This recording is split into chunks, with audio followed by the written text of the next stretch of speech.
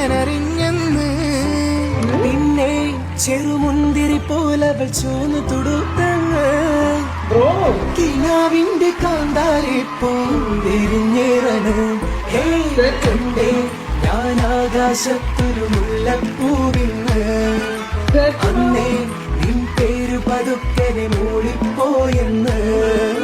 കൊഞ്ചു പറഞ്ഞേ രാവിലെ കൊഞ്ചു പറഞ്ഞേ എത്ര വീണത് ചുറ്റണതോ കൊഞ്ചു പറഞ്ഞേ.